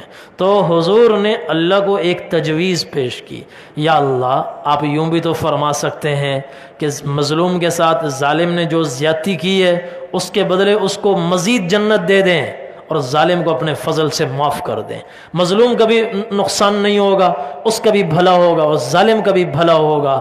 شام تک، سورج ڈوبنے تک کوئی جواب نہیں آیا. اور مزدلفہ کی پوری رات امت کو دکھانے کے لیے، عمل دینے کے لیے، سنت بتلانے کے لیے تو آپ بستر پر تھے، لیکن میرا دل کہتا ہے آپ ماہی بے آب کی طرح بے چین تھے، بے قرار تھے. پوری رات آپ کی دعاؤں میں صرف ہوئی. فجر کے بعد پھر دعا میں لگ گئے کہ جبرائیل علیہ السلام آئے کہ یا رسول اللہ تعالیٰ فرماتے ہیں ہم آپ کی امت کے ظالم کو بھی معاف کر دیں گے، مظلوم کو اپنی طرف سے، اپنے فضل سے، احسان سے مزید جنت دیں گے، اس کے ساتھ بھی زیادتی نہیں ہوگی. ظالم کو ہم معاف کر دیں گے۔ بس یہ سننا تھا کہ جبرائیل نے جب یہ خبر دی تو یہ ملعون شیطان یہیں قریب بیٹھا تھا، اس نے جبرائیل علیہ السلام کی یہ بات سنی اور مٹی اٹھا کر سر میں ڈالنے لگا اور ہائے اور وائے کرنے لگا، واویلا کرنے لگا۔ اس کی یہ حالت دیکھ کر مجھے ہنسنا آ گیا، اس کی حالت دیکھ کر مجھے ہنسنا آ گیا۔ تو آپ اندازہ لگائیں وقت کتنا قیمتی ہے کہ جو دعا عرفات میں قبول نہیں ہوئی وہ یہاں مزدلفہ میں قبول ہوئی ہے۔ کتنا قیمتی وقت ہوگا، تو اس لیے یہ وقت بھی کھڑے ہو کر دعاؤں میں صرف کریں۔ سورج نکلنے سے پہلے سنت یہ ہے، سورج نکلنے سے ذرا پہلے یہاں سے نکلیں منا کے لیے، منا کے لیے۔ اب تک جو سفر تھے وہ سورج نکلنے کے بعد سنت تھے۔ مکہ سے منا جانا ہے سورج نکلنے کے بعد، منا سے عرفات جانا ہے 9 کو سورج نکلنے کے بعد، اور اب 10 کو مزدلفہ سے منا آنا ہے سورج نکلنے سے ذرا پہلے، سورج نکلنے سے ذرا پہلے۔ ہاں جب سورج کی روشنی پھیل جائے، جب سورج زیر افق ہوتا ہے، نیچے سے اٹھتا ہوا افق کے قریب پہنچتا ہے تو نکلنے سے پہلے ہی کافی روشنی پھیل جاتی ہے۔ تو جب وہ روشنی پھیل جائے اور ابھی سورج نکلا نہ ہو، اس کے نکلنے میں 10-1 منٹ باقی ہوں، تو آپ مزدلفہ سے کوچ کریں منا کے لیے۔ نبی کریم صلی اللہ علیہ وسلم قصوہ نامی اونٹنی پر سوار ہوئے۔ آپ نے یہاں فضل بن عباس رضی اللہ عنہ کو اپنے پیچھے بٹھایا اور مزدلفہ سے آپ نے کوچ فرمایا، درمیان کا راستہ لیا، درمیان میں کسی جگہ آپ نہیں رکے، سیدھا یہاں سے آپ جمرات پر تشریف لائے۔ درمیان کا راستہ، مزدلفہ سے کئی راستے نکلتے ہیں، سوق العرب، پھر شار جوہرہ، پھر آگے ایک اور راستہ ہے۔ درمیان والا راستہ غالباً وہی ہے جہاں مینا میں آپ دیکھیں گے جس کے اوپر وہ لوہے کے شیڈ ہے، چھت بنی ہوئی ہے لوہے والی، وہ بالکل مزدلفہ کے ساتھ سے بغل سے نکلتا ہے اور سیدھا مسجد خیف پہ آتا ہے، سیدھا جمرات پہ آتا ہے۔ یہ سیدھا راستہ، باقی راستے یہاں سے آ رہے ہیں، کوئی ادھر سے آ رہا ہے، ادھر سے ایک راستہ ہے، زیادہ ادھر سے راستے آ رہے ہیں، یہ راستہ سیدھا جمرات پہ آتا ہے۔ نبی کریم صلی اللہ علیہ وسلم نے یہ والا راستہ اختیار فرمایا، اونٹنی میں سوار ہوئے، یہاں سے سیدھا آپ جمرات پر تشریف لائے۔ اب تاریخ کون سی ہے؟ 10 ذی الحجہ، 10 ذی الحجہ، وقوف مزدلفہ ہو چکا، اب آپ مزدلفہ سے چل رہے ہیں منا کی طرف۔ آج کے دن کے 4 کام سنت ہیں، 4 کام سنت یہ ہے کہ 4 کام ترتیب سے ادا کیے جائیں، یہ سنت ہے، مگر 3 میں ترتیب واجب ہے، ایک کام تو آگے پیچھے کیا جا سکتا ہے۔ ایک کام میں آپ صلی اللہ علیہ وسلم کے عمل کی روشنی میں آپ کو بتاتا ہوں۔ آپ صلی اللہ علیہ وسلم مزدلفہ سے سیدھا، یہ جمرہ ہے، جمرہ دیکھ رہے ہیں، یہ والا یہ جمرات ہیں، یہ دونوں ایک ہی تصویر ہے، آگے پیچھے ہیں، یہ سامنے سے ہے اس طرف سے، اس کے گرد گویا ایک طرح کی کشتی کا دائرہ بنا ہوا ہے، جیسے کشتی ہوتی ہے، کشتی کا ایک طرح سے دائرہ ہے۔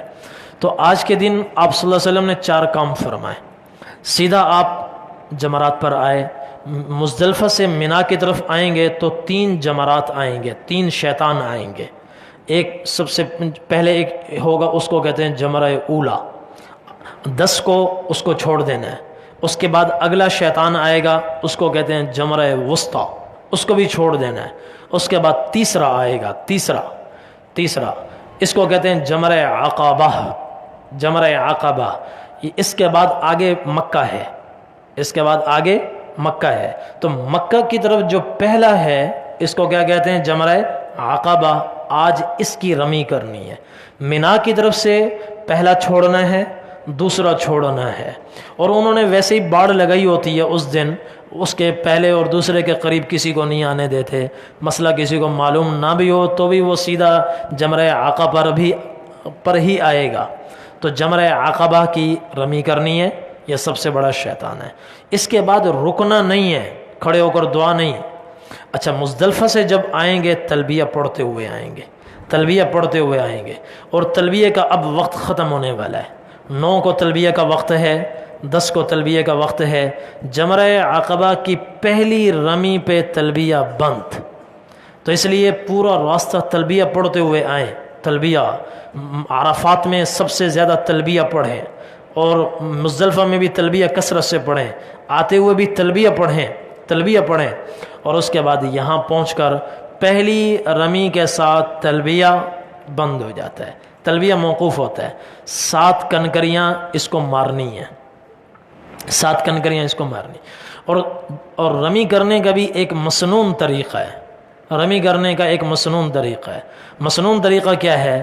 حضرت عبداللہ بن مسعود رضی اللہ تعالی عنہ رمی کے لیے جب تشریف لائے تو فجعل البیت عن یسارہ، وہ اس طرح اس کے سامنے کھڑے ہوئے کہ بیت اللہ مکہ کعبہ ان کے بائیں ہاتھ پہ ہو گیا، اور والمنا عن یمینہ، پوری وادی مینا ان کے دائیں طرف ہو گئی، جمرہ ان کے سامنے ہو گیا، پھر انہوں نے 7 کنکریاں اس کو ماری، اور پھر اس کے بعد فرمایا ہاکذا رمی الذی انزلت علیہ سورۃ البقرہ، جس ہستی پر اللہ نے سورہ بقرہ نازل فرمائی اس ہستی نے رمی اسی طرح کی تھی۔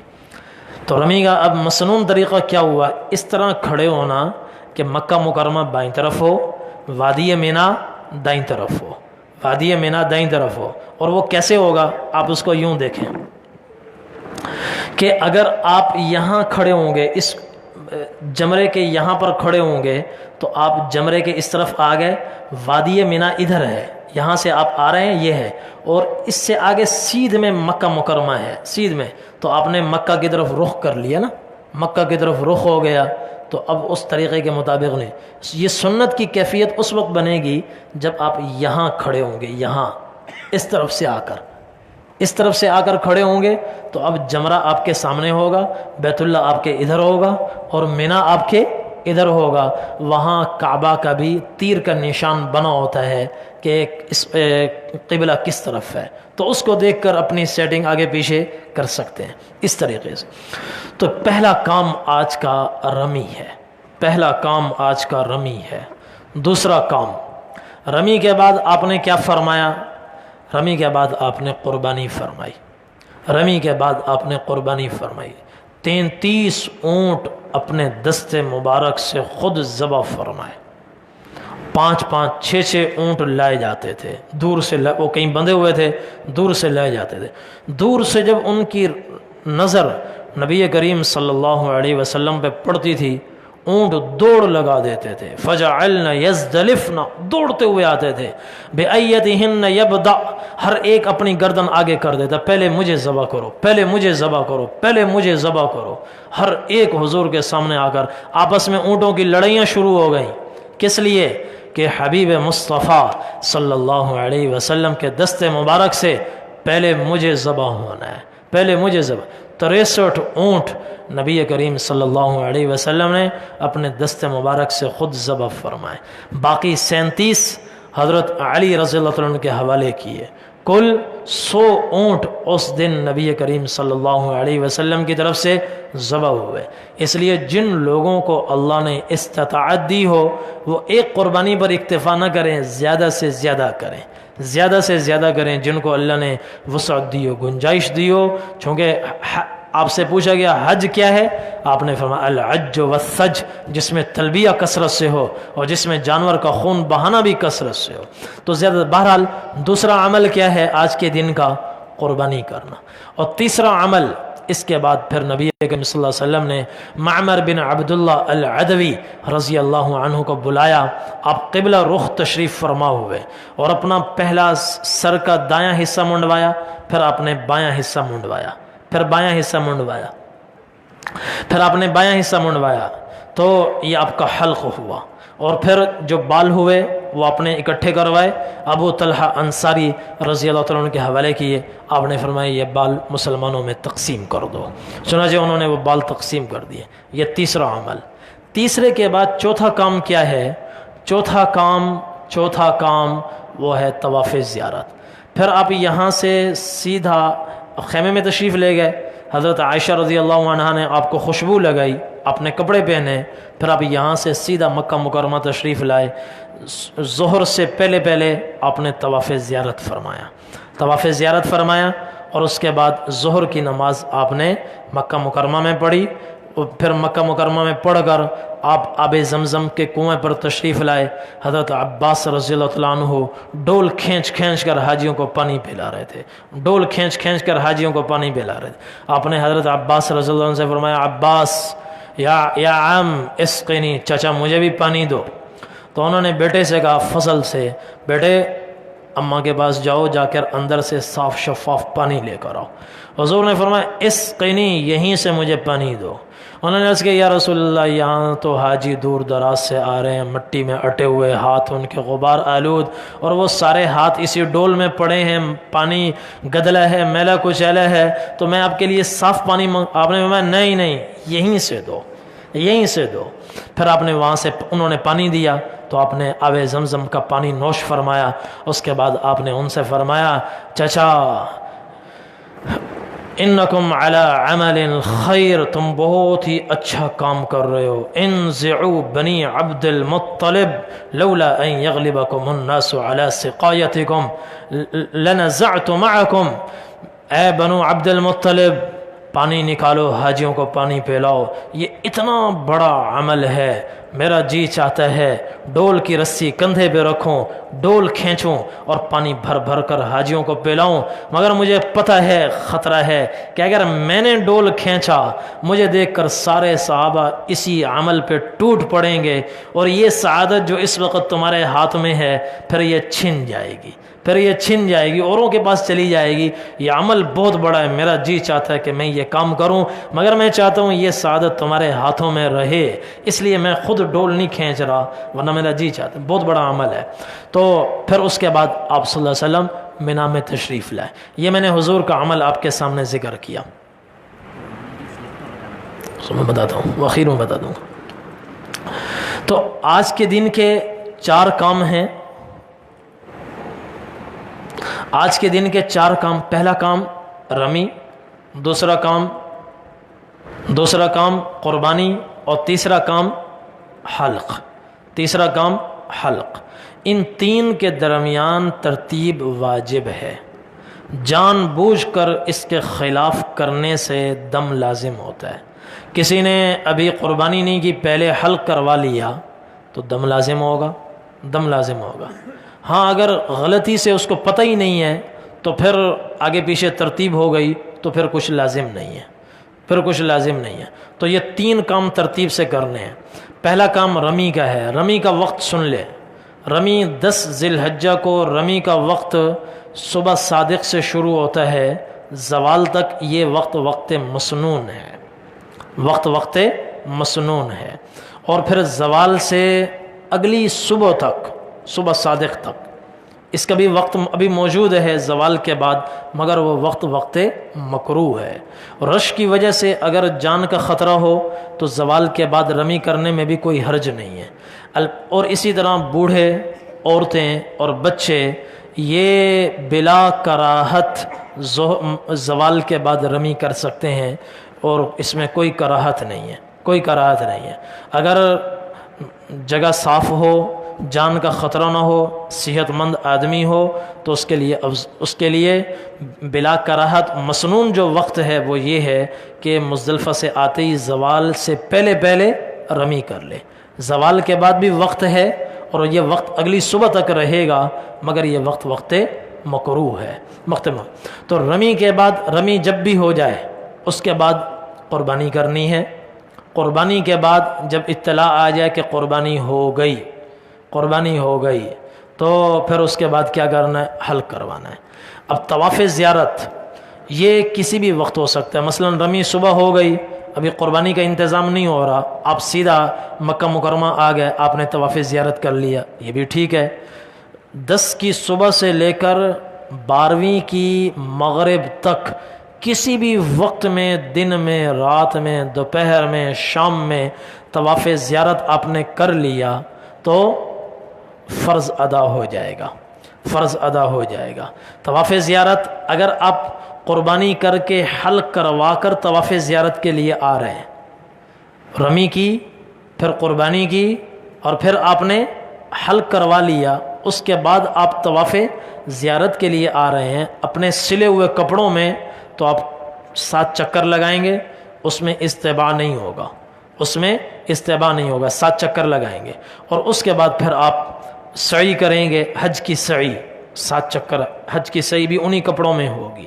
لیکن اگر قربانی نہیں ہوئی، آپ کی قربانی نہیں ہوئی، رمی کرتے ہی آپ سیدھا مکہ مکرمہ آ گئے طواف زیارت کے لیے، ابھی قربانی نہیں ہوئی تو، اور جب تک قربانی نہیں ہوئی، حلق نہیں ہوا، تو احرام ہی میں ہیں، تو جب احرام میں آپ پہنچے مکہ مکرمہ، تو اب احرام کو آپ اسی طریقے سے پہلے استباع کریں گے، داہنے کندھے سے نکال کر اس کے دونوں پلو پکڑ کر بائیں کندھے پہ ڈالیں گے، استباع کریں گے، اور پھر استقبال ہوگا، استلام ہوگا، اور پھر 7 چکر لگائیں گے جو طریقہ شروع میں بیان ہوا ہے۔ پہلے 3 چکروں میں رمل بھی ہوگا، چونکہ اس کے بعد آگے سعی ہے، رمل بھی ہوگا، اور باقی 4 چکروں میں اپنی درمیانی چال چلیں گے، اور شروع میں بھی استلام ہے، اور ہر چکر کے اختتام پر بھی استلام ہے، پھر جب سعی کے لیے جانے لگیں گے پھر بھی استلام یا اشارہ حجر اسود کا کر کے سعی کے لیے جائیں گے۔ طواف زیارت کر لیا تو اس کے بعد پھر مینا میں آ جائیں، پھر مینا میں آ جائیں، 10 کے کام پورے ہو گئے، مینا میں آ کر رات مینا میں گزاریں، رات گزارنا مسنون ہے، اور اگلا دن 11 کا ہوگا، 11 اور 12، 11 اور 12 ان 2 تاریخوں میں ایک کام بڑا اہم ہے، وہ کیا ہے؟ رمی کرنا، رمی کرنی ہے، اور تینوں جمرات کی رمی کرنی ہے، اور ترتیب سے کرنی ہے۔ مینا کی طرف جو پہلا جمرہ ہے شیطان، اس کو جمرہ اولا کہتے ہیں، دوسرا جمرہ وسطی ہے، تیسرا جمرہ عقبہ ہے، اور آج کی رمی کا وقت صبح سے نہیں ہے، رمی کا وقت شروع ہو رہا ہے زوال کے بعد سے، زوال کے بعد۔ جس نے 11 کو یا 12 کو زوال سے پہلے رمی کر لی، اس کی رمی نہیں ہوئی، وقت کے اندر اس کا اعادہ ضروری ہے، اگر اعادہ نہیں کیا، دوبارہ رمی نہیں کی، تو اس پر دم لازم ہوگا، اس پر دم لازم ہوگا۔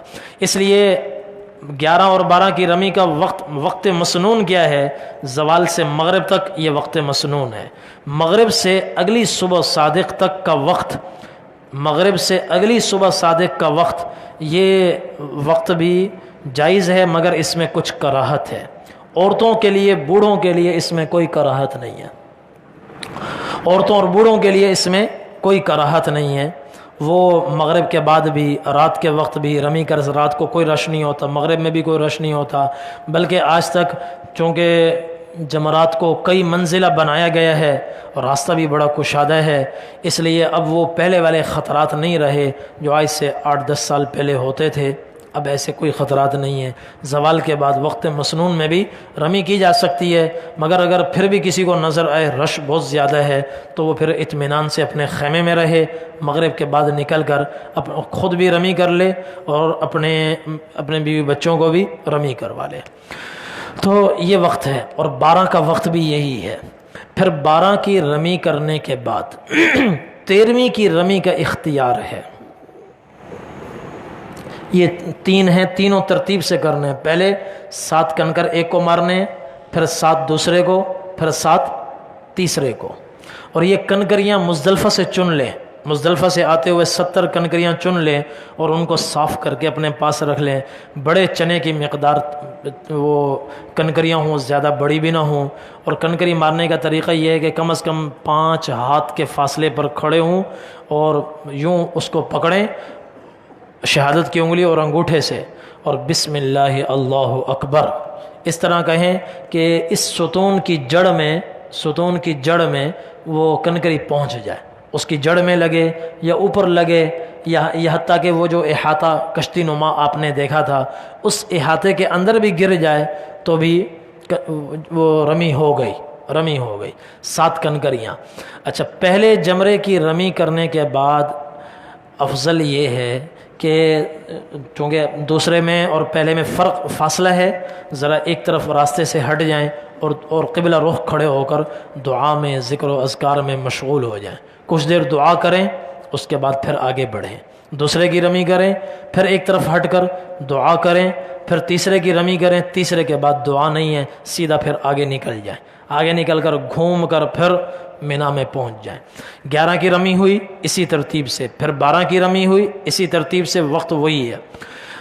12 کو اور 13ویں کی رمی میں اختیار ہے، اگر کوئی آدمی 13ویں کی رمی چھوڑنا چاہے تو مغرب سے پہلے پہلے مینا چھوڑ دے، مغرب سے پہلے پہلے مینا سے نکل جائے۔ اگر کسی کو مغرب مینا میں ہو گئی، سورج ڈوب گیا اور مینا میں ہے، تو اب یہ مینا سے نہیں نکل سکتا، نکلے گا تو کراہت، نکل سکتا ہے مگر اس میں کراہت ہوگی۔ مغرب سے پہلے نکلے گا تو بلا کراہت، کوئی کراہت نہیں، تو نکل جائے۔ مغرب کے بعد اگلی صبح سے پہلے پہلے کراہت کے ساتھ نکل سکتا ہے۔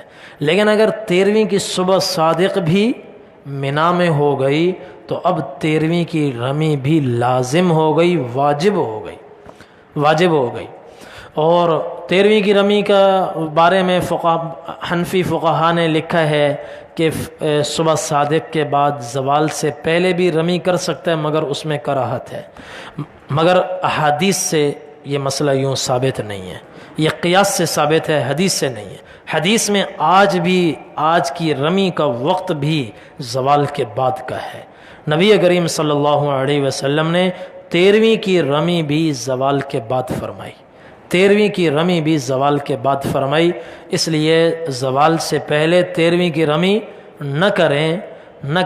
ہماری کتابوں میں لکھا ہے کہ کراہت کے ساتھ جائز ہے، مگر اس مسئلے کے پیچھے کوئی حدیث نہیں ہے، عقل ہے، اس کے پیچھے قیاس ہے۔ لہذا آپ یہاں سے وہاں پہنچے ہیں، کوئی کام بھی نہیں ہے، کوئی مصروفیت نہیں ہے، تو انتظار کریں، سنت کے مطابق زوال کے بعد رمی کریں۔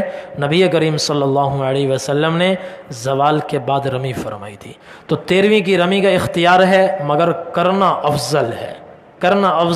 آپ صلی اللہ علیہ وسلم نے 13ویں کی رمی بھی فرمائی تھی، اور 13ویں کی جب رمی ہو گئی تو آپ کے الحمدللہ تمام مناسک حج ادا ہو گئے،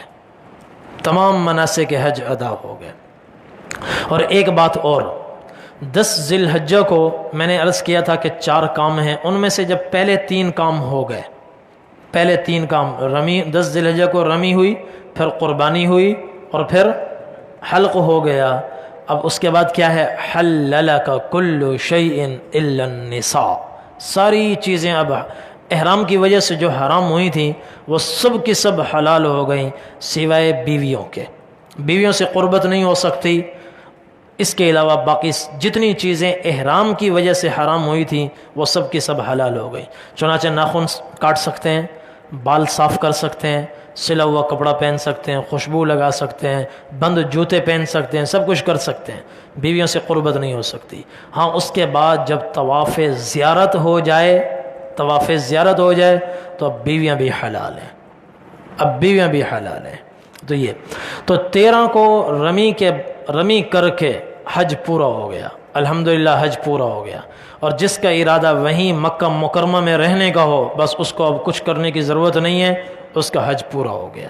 اور جس کو واپس وطن آنا ہو اس کے ذمہ ابھی ایک واجب باقی ہے، وہ کیا ہے کہ جب 13ویں کو رمی کرنے کے بعد قافلے دائیں بائیں ہونا شروع ہوئے اور صحابہ نے آ کر عرض کیا یا رسول اللہ جو ادھر ادھر کے قافلے آئے تھے وہ اب سارے جانے کی تیاری میں ہیں، آپ نے آواز لگوائی، آپ نے فرمایا آواز لگاؤ، لا ينفرن احدکم حتی یکون آخر عہدہ بالبیت، کوئی گھر واپس نہ جائے جب تک کہ بیت اللہ کا پہلے ایک بار پھر طواف نہ کر لے، جانے سے پہلے ایک طواف، اس کو کہتے ہیں طواف وداع،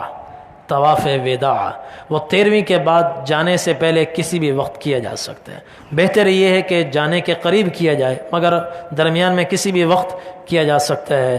الا انہ خفف عن الحائض، عورتیں اگر اپنی ماہواری کے ایام میں چلی جائیں، بیمار ہو جائیں، معذور ہو جائیں اور وہ طواف کے قابل نہ رہیں تو یہ طواف ان سے معاف ہے، ان کے ذمہ یہ واجب نہیں ہے، یہ ان کے ذمہ سے ساقط ہو گیا۔ تو یہ 11 12 13 کی راتیں مینا میں گزارنا مسنون ہے، یہ راتیں مینا میں گزارنا مسنون ہے، دن میں رمی ہے۔ اب ایک چیز اور ہے کہ حجاج کرام یہ سوچتے ہیں کہ بھئی حج کی ذمہ داریوں سے ہم فارغ ہو گئے، 11 کو کوئی کام نہیں، صرف آدھے گھنٹے کا کام ہے، رمی آدھا پونا گھنٹہ لگتا ہے، خیمے سے نکل کر واپس خیمہ آنے تک آدھا پونا گھنٹہ لگتا ہے، اور نکلتے بھی ماشاءاللہ ایسے وقت ہیں جب رش نہیں ہوتا، تو آدھا پونا گھنٹہ لگتا ہے، تو آدھے پونے گھنٹے میں تو رمی ہوئی، باقی فارغ بیٹھے ہیں، 11 کو فارغ، 12 کو فارغ، 13 کو فارغ، اور جب اپنے آپ کو فارغ سمجھتے ہیں تو پھر اللہ معاف فرمائے ادھر ادھر کے تذکرے شروع ہو جاتے ہیں، لڑائیاں شروع ہو جاتی ہیں، بات بات پہ جھگڑے شروع ہو جاتے ہیں۔ تو ایک بات یاد رکھیں، فارغ نہیں ہوئے، فارغ نہیں ہوئے، ابھی بھی کام باقی ہے، 24 گھنٹے کا ایک کام باقی ہے۔ وہ کیا ہے؟ زمانے جاہلیت میں جب لوگ حج ہو جاتا تھا اور یہی 11 12 کے ایام ہوتے تھے، صرف رمی باقی ہوتی تھی، تو رمی کی اور باقی ٹائم بیٹھ کر کیا کرتے تھے؟ وہ میلے لگاتے تھے، اور اس میں اپنے آباء و اجداد کی شان میں قصائد پڑھتے تھے اور اپنے جنگی اشعار پڑھتے تھے، اس میں اپنے جنگی کارنامے بتاتے تھے، اپنے قبائل کے مفاخر بیان کرتے تھے، آباء و اجداد کے مفاخر بیان کرتے تھے، ہمارا باپ ایسا، ہمارا دادا ایسا، ہمارا قبیلہ ایسا، ہمارا قبیلہ ایسا۔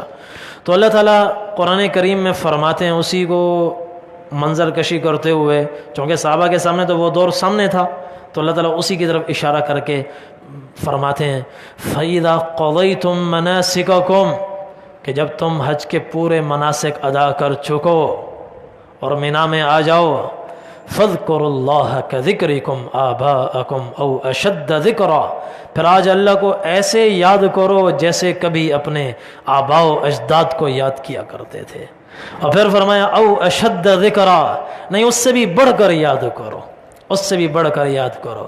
پھر کہا کہ آج کچھ لوگ ہیں فَمِنَ النَّاسِ مَن يَقُولُ رَبَّنَا آتِنَا فِي الدُّنْيَا وَمَا لَهُ فِي الْآخِرَةِ مِنْ خَلَاقٍ، کچھ لوگ ایسے ہیں جو کہتے ہیں یا اللہ ہمیں جو دینا دنیا میں دے دے، اللہ دے دیتا ہے لیکن آخرت میں ان کے لیے کچھ نہیں ہے۔ زمانے جاہلیت میں وہ آخرت پر تو ایمان نہیں ہوتا تھا، دنیا مانگتے تھے، اور کچھ کا آخرت پر بھی ایمان، اور صحابہ کو تو سب کا ایمان تھا۔ فرمایا وَمِنْهُمْ مَنْ يَقُولُ رَبَّنَا آتِنَا فِي الدُّنْيَا حَسَنَةً وَفِي الْآخِرَةِ حَسَنَةً وَقِنَا عَذَابَ النَّارِ، کچھ لوگ ہیں جو یہ دعا کرتے ہیں مینا میں، یا اللہ ہمیں دنیا میں بھی اچھی زندگی عطا فرما، آخرت میں بھی اچھی زندگی عطا فرما، اور آخرت کے عذاب سے ہمیں محفوظ فرما۔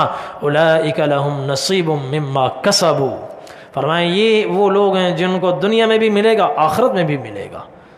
واللہ سریع الحساب وَاذْكُرُوا اللَّهَ فِي أَيَّامٍ مَعْدُودَاتٍ، یہ گنے چنے دنوں میں اللہ کو خوب یاد، دوبارہ کہا گنے چنے دنوں میں اللہ کو خوب یاد کرو۔ یہ گنے چنے دن کون سے ہیں؟ یہ ایام منا ہیں، ایام معدودات یہ ایام منا ہیں، 10 11 12 13، 11 12 13۔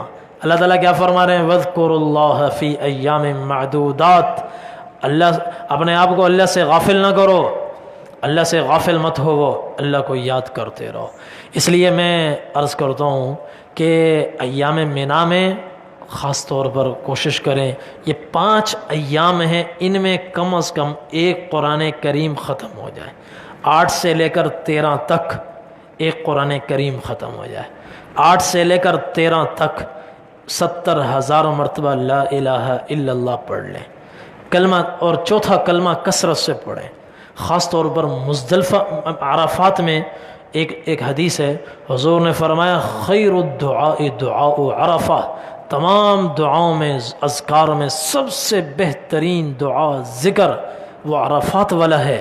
وہ کون سا ہے؟ پھر کہا وَخَيْرُ مَا قُلْتُ أَنَا وَالنَّبِيُّونَ قَبْلِي، سب سے بہترین ذکر وہ ہے جو میں کر رہا ہوں اور مجھ سے پہلے سارے نبیوں نے یہاں کیا ہے، وہ کیا ہے؟ لا الہ الا اللہ وحدہ لا شریک لہ لہ الملک ولہ الحمد وہو علی کل شیء قدیر۔ یہ عرفات کی دعا ہے، ذکر ہے، خاص طور پر چوتھا کلمہ، اس کو مینا میں بھی پڑھیں، استغفار کثرت سے کریں، لا الہ الا اللہ کثرت سے کریں، افضل الذکر لا الہ الا اللہ، سب سے افضل ذکر لا الہ الا اللہ ہے۔ تو کم از کم ایک قرآن کریم ان 5 دنوں میں ختم کریں، 70,000 مرتبہ درود شریف، 70,000 مرتبہ لا الہ الا اللہ، اور روزانہ کم از کم ایک مرتبہ صلاۃ التسبیح پڑھیں۔ انشاءاللہ یہ مصروفیات ایسی ہیں، دینی مصروفیات، جو آپ کے وقت کو قیمتی بنائیں گی، اور آپ کو یہی مصروفیات غیبت سے روکیں گی، جھگڑے سے روکیں گی، اور دوسری باتوں سے روکیں گی، اور ہر جگہ اس آیت کو یاد ذہن میں مستحضر رکھیں، فلا رفث ولا فسوق ولا جدال فی الحج، کہ زبان سے کوئی فحش گوئی نہ ہو، جسم کے کسی عضو سے کوئی گناہ نہ ہو، اور اسی طرح کسی سے کوئی جھگڑا نہ ہو۔ جھگڑے کے مواقع پیش آئیں تو پی جائیں، صبر کر لیں، سہ جائیں، کسی سے کچھ مت کریں۔ تو یہ دن صبر و شکر کے ساتھ گزاریں، اور اللہ کو یاد کرتے ہوئے گزاریں، اور جب وطن واپس آنے کا وقت قریب ہو تو طواف وداع ہے، اور وہ اگر عورتیں معذور ہو جائیں تو ان کو معاف ہے، ورنہ یہ ادا کرنا بھی واجب ہے۔ اب یہ جو میں نے مناسک پورے تفصیل کے ساتھ ادا کیے ہیں، اس میں کچھ چیزیں واجب ہیں۔ طواف وداع یہاں ہوگا۔ اب واجبات حج، یہ پوری جو تفصیل بیان کی ہے، اس میں 6 واجبات ہیں، 6 چیزیں واجب ہیں، اور واجب کا حکم یہ ہے کہ اگر کوئی ایک کام نہیں ہوگا تو پھر دم لازم ہو جائے گا۔ تو وقوف مزدلفہ، جب ہم عرفات سے آئیں گے، صبح صادق رات گزارنا مسنون، صبح صادق کے بعد 1 لمحے کے لیے رک جائیں، واجب ادا ہو گیا۔ کوئی آدمی صبح صادق سے پہلے ہی نکل آیا تو اس پر دم لازم ہوگا۔ البتہ کمزور لوگ، عورتیں اور بچے مستثنیٰ ہیں، وہ رات کو مزدلفہ سے منا آ سکتے ہیں، لیکن ان پر بھی لازم ہے کہ صبح ہونے سے پہلے رمی نہ کریں، وہیں انتظار کریں، صبح صادق کے بعد رمی کریں۔ یہ پہلا واجب۔ اور دوسرا واجب ہے صفا مروہ کے درمیان سعی کرنا۔ طواف زیارت کے ساتھ جو سعی ہوگی، طواف زیارت فرض ہے، سعی اس کی واجب ہے، اگر سعی نہیں ہوگی تو دم لازم ہوگا۔ اور تیسرا ہے رمی جمرات، ہر دن کی رمی لازم ہے۔ کسی نے تمام دنوں کی رمی چھوڑ دی، دم لازم، 1 دن کی رمی چھوڑی تب بھی دم لازم۔ اور اسی طرح جو قارن اور متمتع ہے، جس نے حج قران باندھا ہوا ہے، حج تمتع باندھا ہوا ہے، اس کے ذمہ قربانی واجب ہے۔ افراد والے کے ذمہ قربانی واجب نہیں ہے، مستحب ہے۔ قران اور تمتع والوں کے ذمہ قربانی واجب ہے۔ سر کے بال منڈوانا یا کتروانا یہ بھی واجب ہے، اس کے بغیر حلال نہیں ہوگا۔ اور اسی طرح جو میقات سے، جو دور سے آئے ہیں، آفاق سے آئے ہیں تمتع کرنے کے لیے، ان کے گھر واپس جاتے ہوئے طواف وداع کرنا ان پر لازم ہے۔ یہ 6 واجبات ہیں، ان کی ترتیب ہی ہے، ان کو ذہن میں رکھیں کہ کوئی قصدن چھوڑ گیا، بھول کے چھوڑ گیا تو جزا لازم ہوگی۔ اور حج کی سنتیں یہ ہیں جو مفرد، آفاقی اور قارن ہو، طواف قدوم کرنا۔ باہر سے آفاق سے جو آ کر حج افراد کر رہے ہیں، یا حج تمتع کر رہے ہیں، یا حج قران کر رہے ہیں، قران اور افراد، ان کے ذمہ طواف قدوم سنت ہے۔ اور جو تمتع والے ہیں، ان کا طواف قدوم عمرے کے طواف کے اندر بس ہو جاتا ہے، عمرے کے طواف کے اندر ہی وہ عمرے کا بھی طواف بنتا ہے، اور حج کا طواف قدوم بھی اسی میں ہو جاتا ہے۔ اور قران والوں کو الگ سے عمرہ پورا کر کے پھر طواف قدوم بھی ان کو کرنا چاہیے۔ اور جس طواف کے بعد سعی کرنی ہو، اس میں رمل بھی ہے، استباح بھی ہے۔ اور 8 ذی الحجہ کو مینا روانہ ہونا، وہاں 5 نمازیں ادا کرنا، یہ سنت ہے۔ اگر کوئی نہ کرے، ڈائریکٹ مکہ سے 9 کو عرفات پہنچے، حج ہو جائے گا، جزا لازم نہیں ہوگی، دم بھی لازم نہیں ہوگا، لیکن ترک سنت کے ثواب سے محروم ہو جائے گا، سنت کے ثواب سے محروم۔ اور 9 ذی الحجہ کو طلوع آفتاب کے بعد مینا سے عرفات کے لیے روانہ ہونا، طلوع آفتاب کے بعد جانا یہ مسنون ہے۔ پہلے انتظام سے مجبور ہو کر پہلے جا سکتے ہیں، ورنہ سنت یہ ہے کہ طلوع آفتاب کے بعد جائیں، جس کی تفصیل میں نے پہلے بتائی۔ اور اسی طرح عرفات سے غروب آفتاب کے بعد امام سے پہلے روانہ ہونا، یعنی جب سورج 9 کو ڈوب جائے تو پہلے امام کو جانے دیں، اس کے بعد جائیں۔ اور عام طور پر سورج ڈوبتے ہی امام صاحب کو تو وہ ہیلی کاپٹر کے ذریعے لے جاتے ہیں، اس لیے آپ آنکھیں بند کر کے جا سکتے ہیں۔ سنت انشاءاللہ سنت کے مطابق عمل ہوگا۔ اور چھٹی سنت کیا ہے؟ عرفات سے واپس ہو کر رات مزدلفہ میں قیام کرنا، رات گزارنا سنت، صبح صادق کے بعد کچھ وقت گزارنا واجب۔ اور عرفات میں غسل کرنا، جس کی تفصیل پہلے ہو چکی ہے۔ ایام مینا میں راتیں مینا میں گزارنا یہ بھی مسنون ہے۔ البتہ اگر کوئی مسائل ہوں، بوڑھے ہوں، عورتیں ہوں، بچے ہوں، مینا میں چونکہ خیمے چھوٹے چھوٹے ہوتے ہیں، جگہ بھی بہت تنگ ہوتی ہے، مشکلات بہت زیادہ ہوتی ہیں، اور قریب میں ان کا ہوٹل قریب ہو، عزیزیہ میں قریب ہو، تو وہ اپنی عورتوں کو، بچوں کو، بوڑھوں کو ہوٹل میں بھی منتقل کر سکتا ہے، ہوٹل سے رمی کے لیے آ جائیں، پھر واپس ہوٹل چلے جائیں۔ اور باقی جو ہمت والے ہیں ان کو سنت پوری ادا کرنی چاہیے۔ اور اسی طرح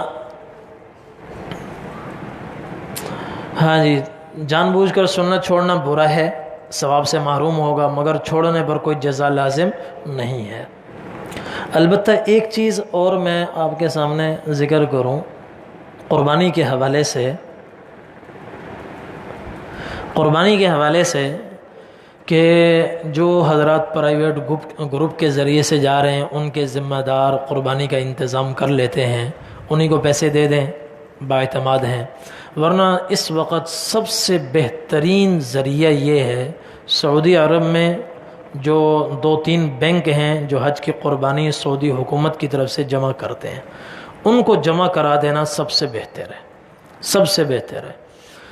وجہ اس کی یہ ہے کہ کسی شروع میں مینا کے اندر جیسے قیام اپنی مرضی سے ہوتا تھا، جہاں جا کر خیمہ گاڑ دو اور چٹائی بچھا دو، کسی زمانے میں ہوتا تھا۔ اب یہ سارا انتظام سعودی حکومت کے ہاتھ میں ہے، اپنی مرضی سے 1 انچ جگہ پر قبضہ نہیں کر سکتے۔ اسی طرح پہلے قربانی کا انتظام اپنا ہوتا تھا، اب سارا انتظام سعودی گورنمنٹ کے حوالے ہے۔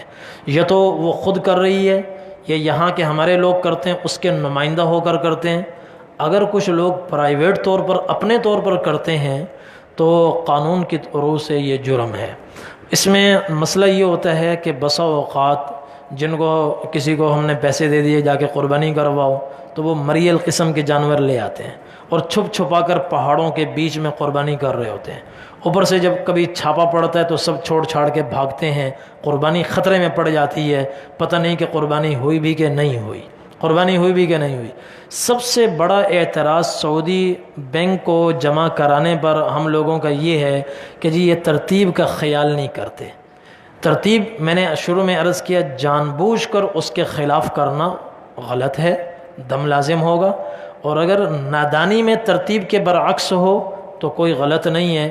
ایک صحابی نے، صحیح حدیث ہے، ایک صحابی نے آ کر نبی کریم صلی اللہ علیہ وسلم سے دریافت کیا، یا رسول اللہ لم اشعر فحلقت قبل ان اذبح، اللہ کے رسول مجھے نہیں پتہ چلا، میں نے قربانی کرنے سے پہلے ہی سر منڈوا لیا۔ آپ نے فرمایا لا حرج، اب اذبح ولا حرج، کوئی مسئلہ نہیں، اب جا کے قربانی کر لو، کچھ تم پر لازم نہیں۔ صحیح حدیث ہے، صحیح بخاری میں بھی ہے، مسلم میں بھی ہے۔ اسی طرح ایک صاحب آئے، انہوں نے کہا یا رسول اللہ نحرت قبل ان ارمی، تیسرے نمبر کا کام قربانی کا ہے اور پہلے نمبر کا کام رمی کا ہے، کہ یا رسول اللہ میں نے اونٹ کی قربانی رمی سے بھی پہلے کر دی، گویا مزدلفہ سے آتے ہی پہلے اونٹ ذبح کر دیا، پھر بعد میں رمی کی، اب کیا ہوگا؟ آپ نے فرمایا ارمی ولا حرج، جا کے اب رمی کر لو، کوئی حرج نہیں ہے، کچھ لازم نہیں ہے۔ تو جہالت کی وجہ سے، نادانی کی وجہ سے، لا علمی کی وجہ سے ترتیب میں فساد آ جائے، گڑبڑ ہو جائے، کچھ لازم نہیں ہے۔ تو سعودی گورنمنٹ کو، سعودی حکومت کو سب سے بہترین طریقہ ہے کہ ان کو جا کر رقم جمع کروا دیں۔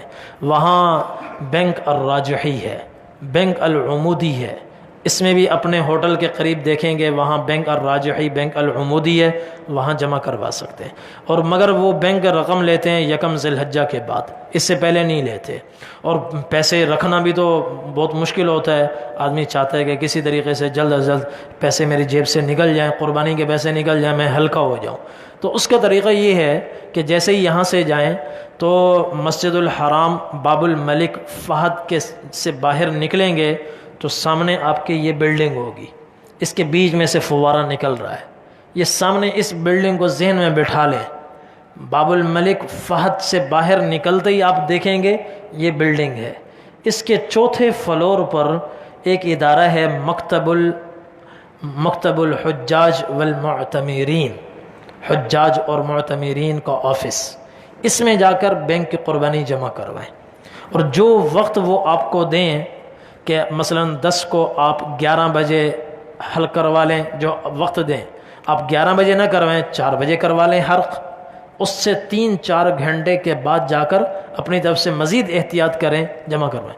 وہ یہ آپ کو رسید دیں گے، یہ والی جو کونے میں الٹے ہاتھ پر رسید ہے، یہ رسید پچھلے سال میں نے جمع کروائی تھی، یہ رسید ہے۔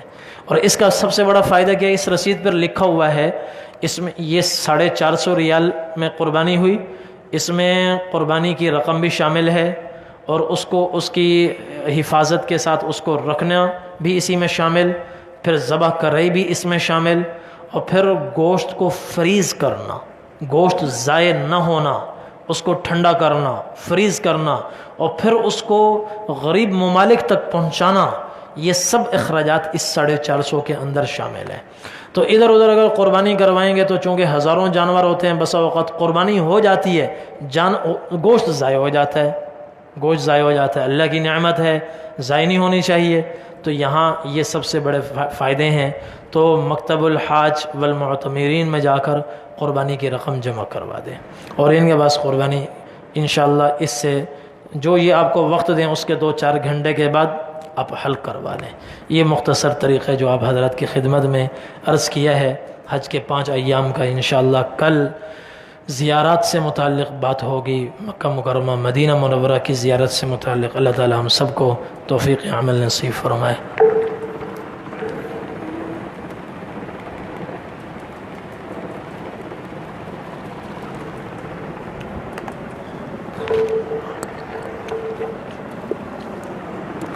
اللهم لك الحمد كما أنت أهله، فصل على محمد كما أنت أهله، وافعل بنا ما أنت أهله، فإنك أنت أهل التقوى وأهل المغفرة۔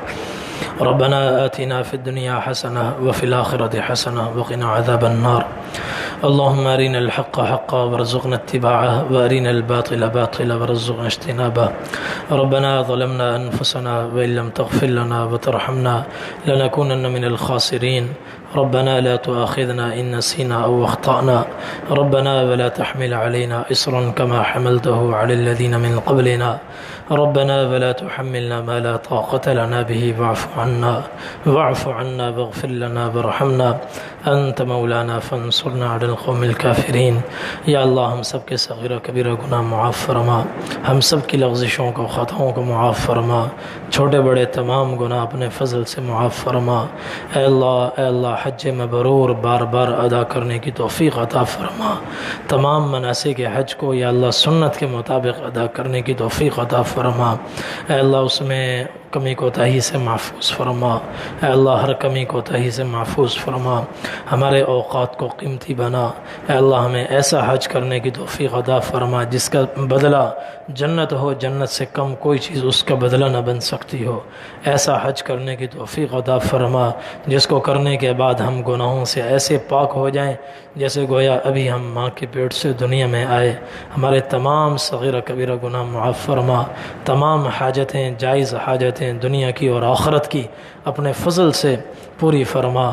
ہم سب کو اپنا تعلق نصیب فرما، اپنا تعلق نصیب فرما، اپنی یاد نصیب فرما، اپنے تعلق سے، ذکر سے ہمارے دلوں کو معمور فرما۔ آباد فرما. ربنا تقبل منا إنك أنت السميع العليم وتب علينا يا مولانا إنك أنت التواب الرحيم. وصلى الله تعالى على خير خلقه محمد وعلى آله وأصحابه وأهل بيته أجمعين برحمتك يا رب.